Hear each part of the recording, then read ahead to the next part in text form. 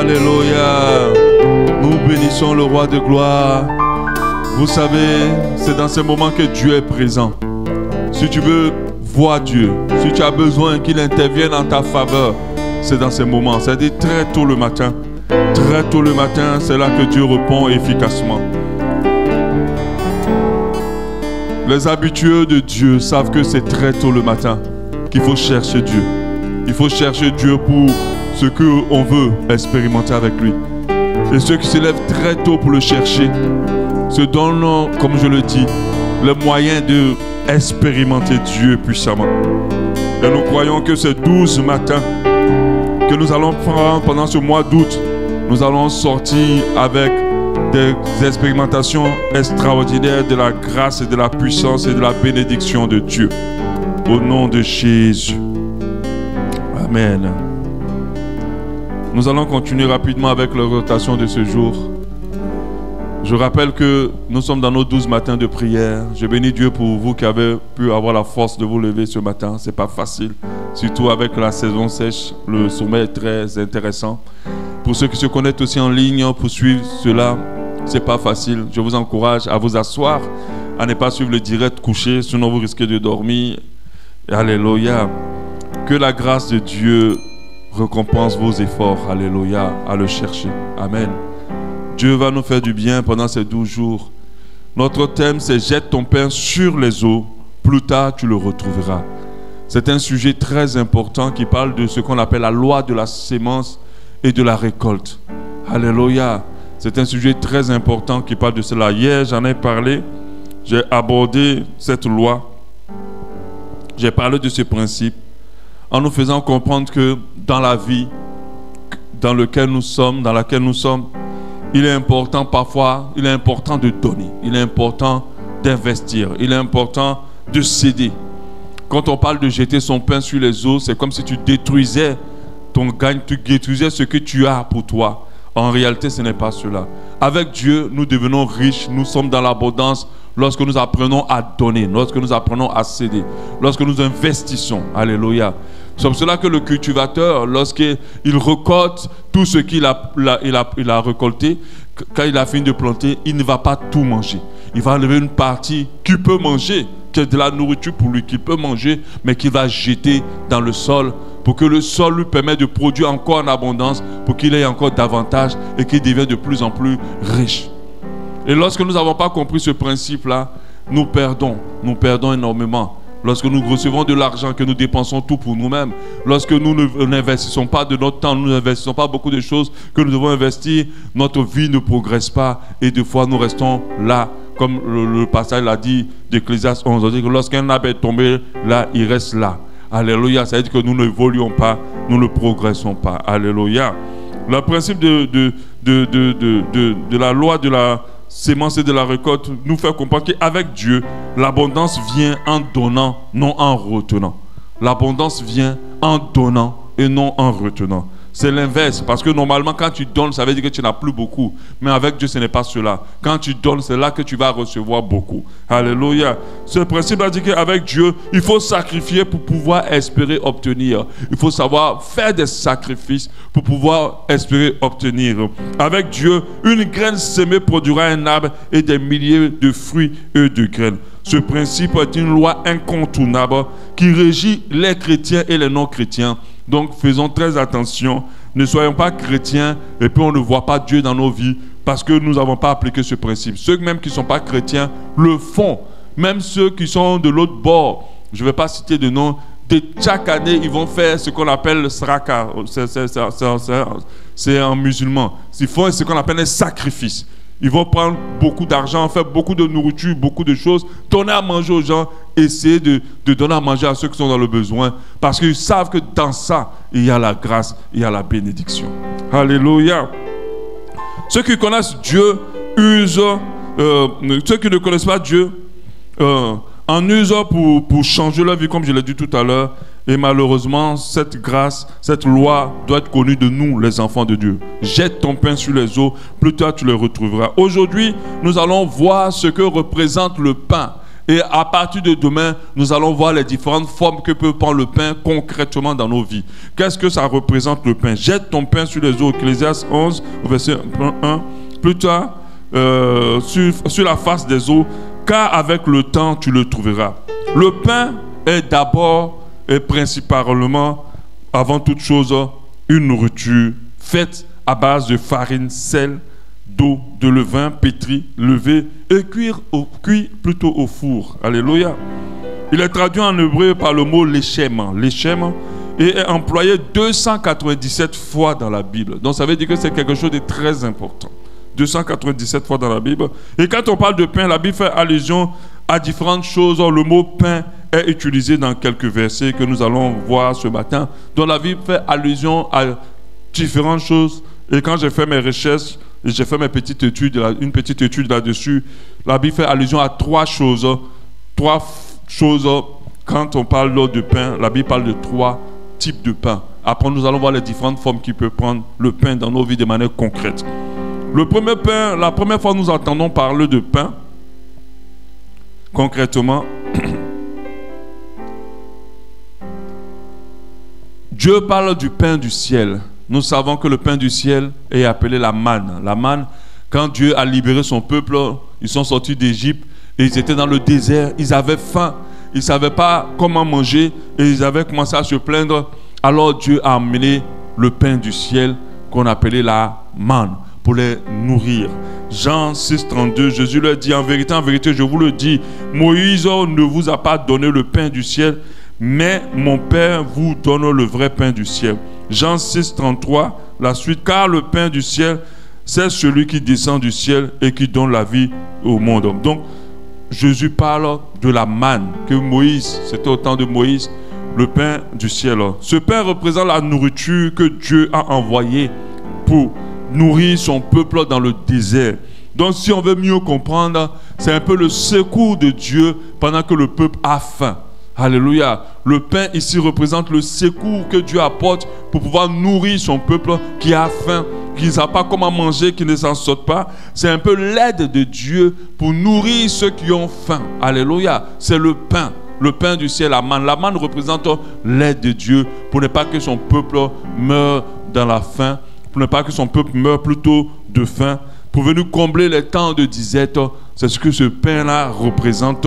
La manne du ciel, Dieu l'a envoyé depuis le haut. Ça, c'est la première fois, la première représentation du pain, importante du pain. La deuxième représentation du pain, c'est, on a vu le pain du ciel qui est la manne. On va voir maintenant le pain de vie. Alléluia. On a vu le pain du ciel qui est la manne. On verra maintenant le pain de vie. Nous savons très bien qui est le pain de vie. Le pain de vie, c'est Jésus-Christ de Nazareth. Alléluia. C'est pour ça que tout à l'heure, il dit que Moïse vous a donné le pain du ciel, mais il ne vous a pas donné le vrai pain. Le vrai pain, Dieu vous l'envoie et il parlait de lui-même. Alléluia. Parce que c'est Jésus qui parlait en ce moment-là. Vous savez que l'Ancien Testament a représenté beaucoup de choses qui concernent Jésus. Tout l'Ancien Testament ne parle que de Jésus. Alléluia. Parce que Jésus vient en tant que secours pour le peuple de Dieu. Alléluia. Donc il a dit, le pain de vie, on a vu le pain du ciel, on voit maintenant le pain de vie qui est Jésus-Christ de Nazareth. Je le dis en Jean 6, 35. Jésus leur dit, je suis le pain de vie. Celui qui vient à moi n'aura jamais faim et celui qui croit en moi n'aura jamais soif. Oui, Jésus est le pain de vie. Mais quand on parle de pain de vie, de Jésus en tant que pain de vie, on parle de son corps. Alléluia. On parle de son corps qu'il a donné pour qu'on puisse manger. C'est pour ça que quand nous prenons la Sainte Seine, nous prenons le pain sans levain pour dire que dans le pain que nous mangeons, il n'y a pas de péché. Le levain représente, ou la levure représente, selon le symbole de la Bible, le péché. Alléluia. Donc nous prenons ce pain-là pour manger en représentant le corps du Seigneur qui est sans péché. Et ce pain, on l'appelle le pain de vie qui nous apporte la vie. Alléluia. En fait, quand nous regardons, Moïse avait donné un pain physique pour nourrir la chair. Mais le corps de Jésus vient nourrir l'esprit. Alléluia. Donc, gardons en l'esprit, pain, ça veut dire nourriture. Alléluia. Pain, c'est le symbole de la nourriture dont nous avons besoin. La manne est venue nourrir le corps du peuple de Dieu. c'est le pain du ciel que Dieu a amené. Par contre, le pain de vie est venu nourrir l'esprit du peuple de Dieu.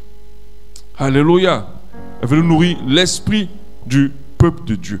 Donc gardons que Jésus a donné son corps pour que nous soyons nourris spirituellement.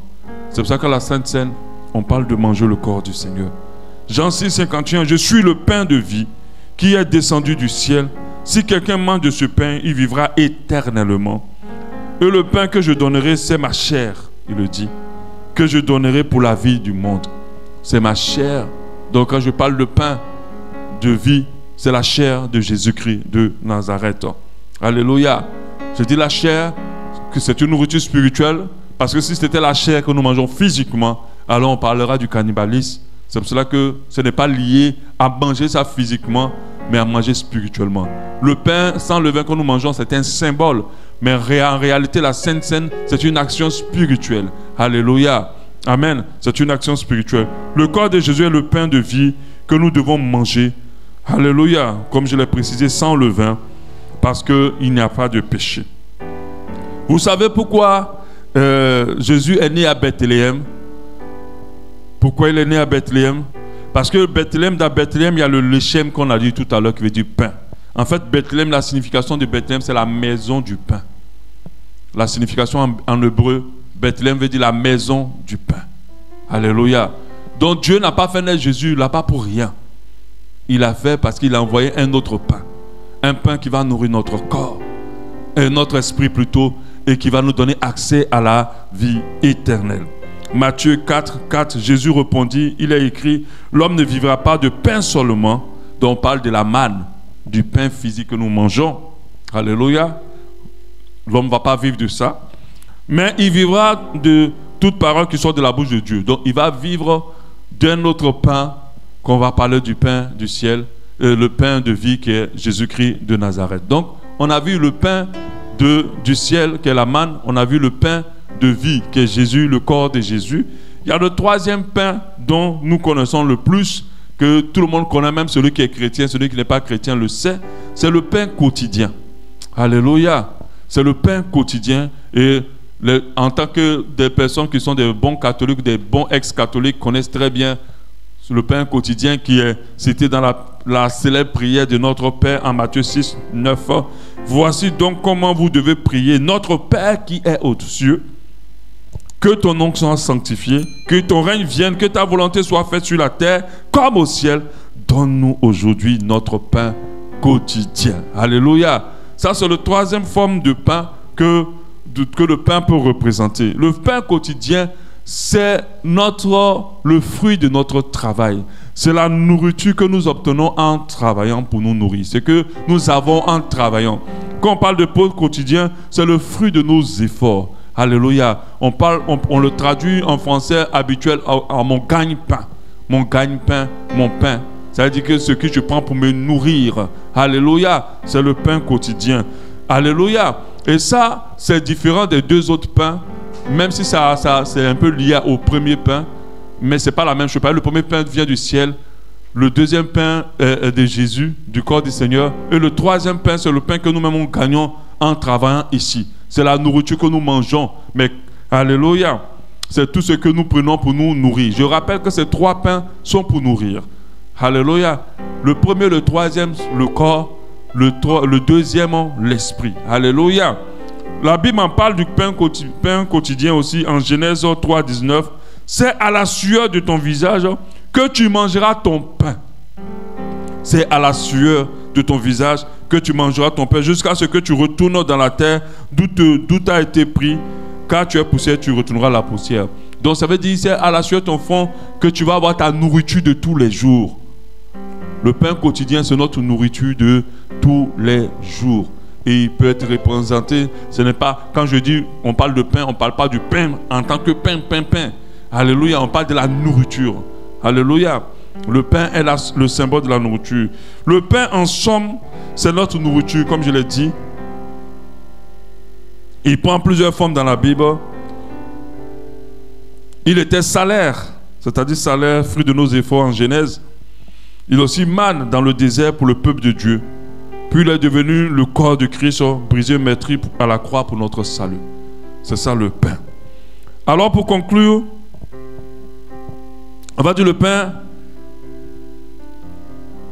est l'expression, il est le salaire, d'où l'expression mon gagne-pain en Genèse, la nourriture en Exode et le corps du Seigneur. Jean 6, 55 nous dit, car ma chair est vraiment une nourriture.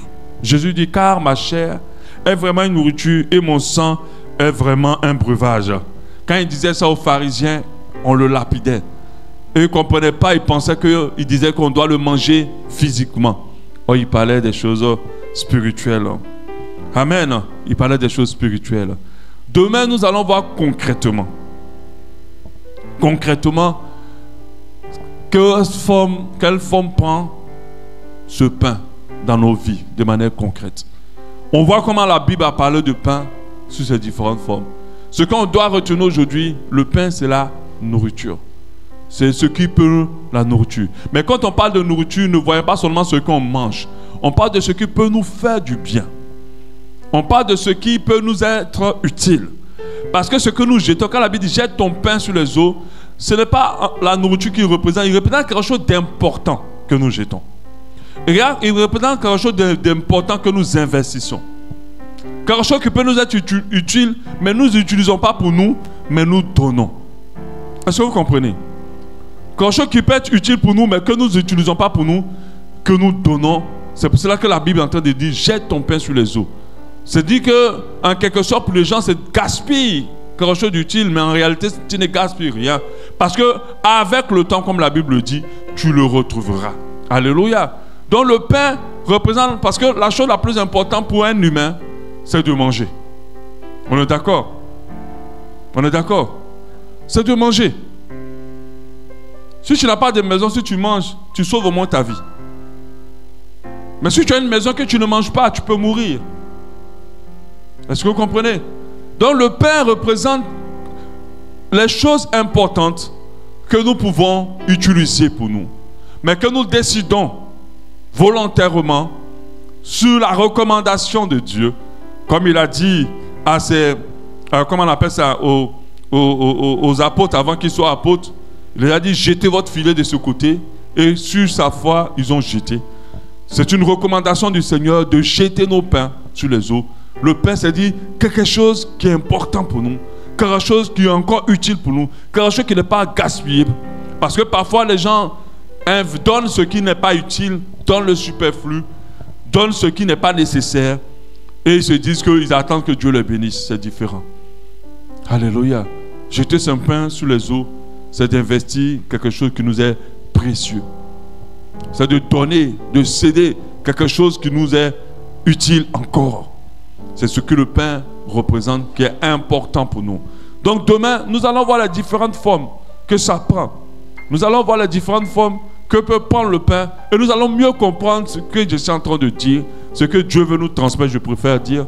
Nous allons mieux rentrer dans l'explication, la compréhension de cette recommandation que Dieu a donnée pour que nous soyons bénis. Cette recommandation que Dieu a donnée pour que nous soyons prospères. Parce qu'elle a dit, tu ne sais pas qu'est-ce qui va pousser, si c'est 1000, 10 000, tu ne sais pas comment, qu'est-ce qui va produire. Nous devons être dans une disposition d'investissement ou d'investisseur. Nous devons être dans cette dimension-là. Parce qu'on ne sait pas où on a investi qui demain peut changer nos vies. Alléluia. On ne sait pas.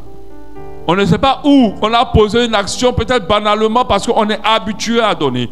Parce que quand tu te mets dans une disposition de donner, on ne sait jamais. Un jour, tu as donné quelque part, et là où tu as donné va te revenir au centuple. Peut même changer ta condition et ta vie. Alléluia. C'est pour cela qu'on doit être habitué à donner qu'à recevoir. Amen. À disposer, à donner qu'à recevoir. Celui qui est concentré sur lui, celui qui est égocentrique, celui qui pense qu'à lui seulement, celui qui veut tout avoir pour lui, c'est quelqu'un qui s'engage dans une voie d'échec, de souffrance. Alléluia. Parce que ce n'est pas que la richesse qui est une bénédiction. Il y a tellement de choses qui peuvent nous bénir. Et quand je vais commencer à parler de ça demain, vous allez comprendre. Et je pense que Dieu va nous donner cette disposition. Il y a des gens qui l'ont naturellement. Ils sont naturellement dans une disposition de donner. Mais il y a d'autres qui ne le sont pas. Alléluia. Et il faut qu'on corrige cela. Amen. Nous allons prier. Alléluia. Merci Seigneur.